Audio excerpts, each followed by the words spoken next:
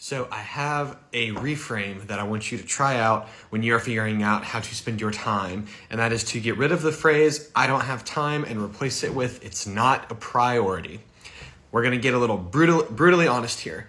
When you say you don't have time, you're really saying it's not a priority.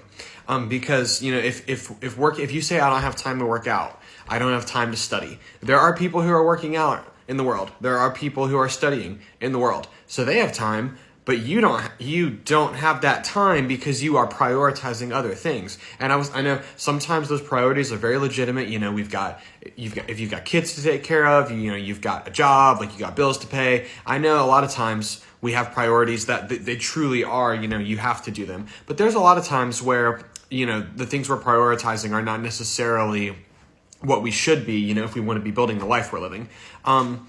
Whenever you say yes to one thing with your time, you are by definition saying no to something else, because our time is finite. When the time is gone, you can't get it back, and we only have so much time. But I think if instead of thinking I don't have time, which is also just a scarcity mindset, if you start thinking about it's not a priority, you're just being, you're being honest with yourself. Am I spending my time on what is important and what matters?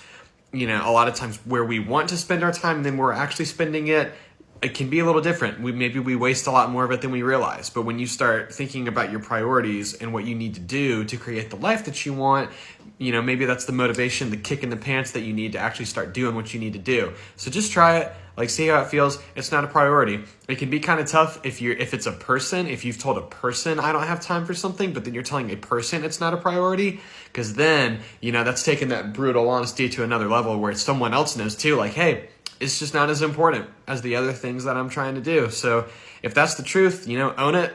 And I hope this helps you spend your time, where you actually spend your time and where you want to spend your time. Let's align those together. All right.